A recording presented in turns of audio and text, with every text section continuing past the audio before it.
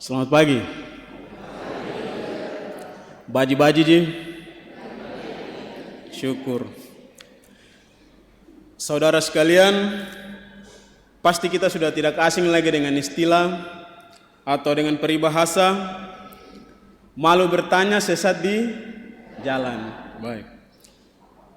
Pertanyaan hendaknya mengarahkan kita pada suatu pemahaman, satu pengertian yang benar tentang satu hal yang baru.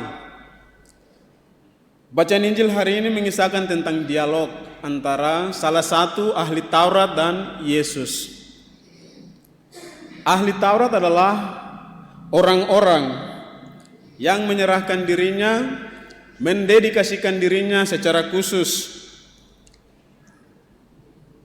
untuk mempelajari hukum Taurat, baik yang tertulis maupun yang lisan, yang disampaikan dari leluhur, dari generasi-generasi sebelumnya sampai generasi yang paling muda. Mereka dianggap sebagai pemegang kunci kebenaran akan firman Allah. Artinya mereka selain mempelajari kitab Taurat, mereka juga menjadi penyalur, pengajar bagi umat Israel pada umumnya. Saudara sekalian, para ahli Taurat, mereka itu sangat menguasai kitab Taurat. Lantas, kalau mereka sudah tahu lebih banyak daripada orang-orang Israel pada umumnya, untuk apa mereka bertanya kepada Yesus tentang hukum manakah yang paling utama dalam hukum Taurat? Mereka atau salah satu ahli Taurat itu mengajukan pertanyaan seperti ini. Pertama dia puji dulu. Guru yang baik, perintah manakah yang terbesar dalam hukum Taurat? Saudara sekalian, kalau kita baca dalam Injil yang lain, misalnya dalam Matius pasal 13 ayat 55 atau Lukas pasal 4 ayat 22. Di sana menceritakan bahwa Yesus itu berasal dari keluarga yang sederhana, keluarga tukang kayu di Nazaret. Artinya barangkali ahli Taurat ini menganggap bahwa Yesus tidak memiliki pengetahuan, tidak memiliki pendidikan yang istimewa mengenai kitab Taurat. Mereka memanfaatkan situasi tersebut untuk menjebak Yesus. Kalau Yesus memberikan jawaban yang bertolak belakang dengan apa yang tertulis di dalam kitab Taurat. Sebab di dalam kitab Taurat sungguh-sungguh diyakini oleh orang-orang Yahudi bahwa segala hukum yang tertulis di dalam adalah penting. Dan ketika Yesus memberikan satu jawaban yang bertolak belakang dengan hukum yang telah diajarkan, maka pada dasarnya Yesus akan dipersalahkan. Dengan demikian mereka dapat memperoleh alasan untuk menangkap Yesus.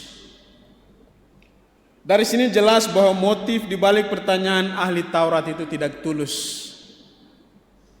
Dia bertanya bukan karena ingin mengetahui lebih jauh tentang hukum Taurat, tetapi dia bertanya dengan motif untuk menjebak Yesus. Namun toh sebagai seorang yang taat pada adat istiadat orang Yahudi, Yesus sekurang-kurangnya mengetahui inti iman dari kitab Taurat itu. Misalnya tentang yang dikenal sebagai Shema Israel atau hukum terutama di dalam kitab Taurat. Plus, saudara-saudara, kalau kita baca dalam Lukas pasal 2 ayat 46, di situ mengisahkan tentang Yesus bersama keluarganya yang pergi ke Yerusalem merayakan Paskah dan kembali ke Nazaret. Ketika di dalam perjalanan Yesus terpencar dari kelompoknya. Yang frater heran, sudah 3 hari baru mereka sadar bahwa Yesus tidak ada bersama-sama dengan mereka. Bayangkan, 3 hari baru keluarganya sadar kalau Yesus tidak ada bersama mereka. Dan ketika mereka mencari kembali, ternyata Yesus sedang duduk di dalam bait Allah, di tengah-tengah guru agama, para guru agama, sambil mendengarkan mereka dan mengajukan pertanyaan-pertanyaan kepada mereka. Ini mau mengatakan bahwa barangkali ahli Taurat itu ketika dia sudah dewasa baru mulai mempelajari tentang kitab Taurat.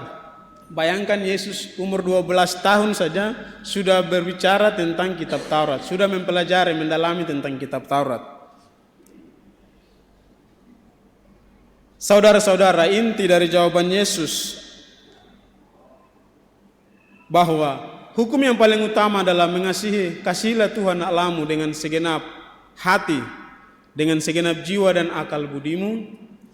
Dan hukum yang kedua adalah mengasihi sesamamu manusia seperti dirimu sendiri. Mau mengatakan bahwa dua hukum ini tidak terpisahkan atau saling berkaitan.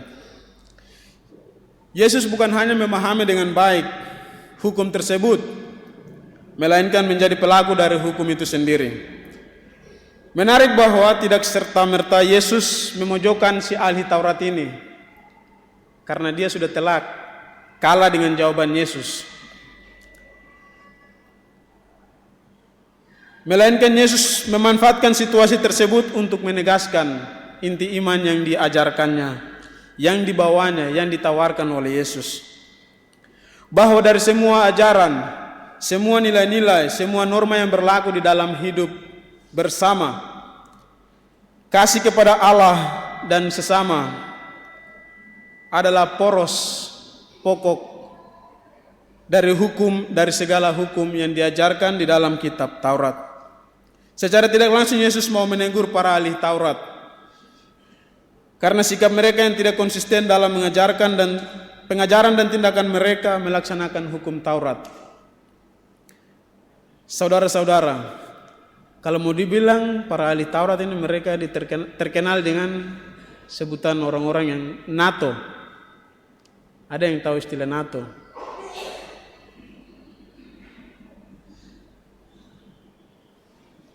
Mereka hanya jago berbicara, tetapi dalam praktek nol. Mereka menggaungkan hukum untuk mengasihi Allah dan sesama, namun prakteknya tidak demikian. Bahkan banyak orang miskin, sakit, pemungut cukai dikategorikan sebagai orang yang berdosa, yang harus dikucilkan dari kehidupan bersama. Untuk orang-orang ini Yesus pernah mengecam mereka. Kalau kita baca dalam Matius pasal 11 ayat 46, di situ Yesus mencerca para ahli Taurat dengan mengatakan bahwa celakalah kamu juga hai ahli-ahli Taurat, sebab kamu meletakkan beban-beban yang tak terpikul pada orang, tetapi kamu sendiri tidak menyentuh beban itu dengan satu jari pun. Saudaraku terkasih, belajar dari jawaban Yesus pada hari ini, ada dua pesan penting yang frater rasa baik untuk kita renungkan bersama. Pertama, mengasihi dengan tulus. Memang hal ini tidak semudah seperti terucap di bibir. Tak jarang kepentingan-kepentingan pribadi dan kelompok ikut nimbrung dalam tindakan-tindakan kasih kita, sehingga tindakan kasih kita itu tidak murni, tidak tulus.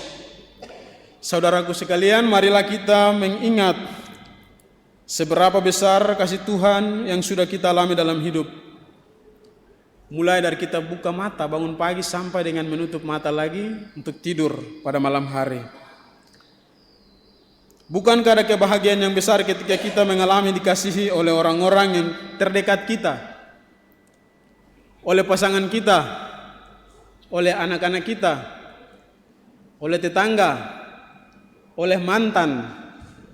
Itu satu rahmat yang perlu disyukuri. Dan betapa bahagianya lagi ketika kita dikasihi dengan kasih yang tulus dari Allah sendiri kepada kita yang barangkali dalam kehidupan sehari-hari bertindak seperti orang atau ahli Taurat yang hanya mau membantu dengan pertanyaan awal. Kalau saya bantu kau, apa yang saya dapat? Kalau saya bantu kau, apakah saya akan naik jabatan? Akankah saya dapat tip? Barangkali kita juga belum mampu untuk mensyukuri rahmat Tuhan dan belum mampu untuk bertindak secara tulus. Syukur bahwa kita masih diperkenankan untuk menikmati pengampunan dosa berkat pengorbanan Yesus yang tersalib untuk kita. Karena itu saudara-saudara, pesan kedua yang baik untuk kita renungkan pada kesempatan ini adalah jadilah pelaku dan bukan pemangku hukum. Mengasihi tidak membutuhkan biaya yang besar bagi orang yang tulus dan tidak gengsi. Saudaraku sekalian, marilah kita hidup sebagai orang-orang yang sungguh dikasihi oleh Allah. Dan moga-moga Roh Pengasih menggerakkan kita untuk mengasihi Allah dan sesama kita dengan tulus ikhlas. Dan dengan demikian hukum kasih itu tidak hanya menjadi hukum hitam di atas putih, melainkan sungguh-sungguh kita laksanakan di dalam kehidupan kita sehari-hari. Semoga demikian. Selamat pagi, salam sejuk.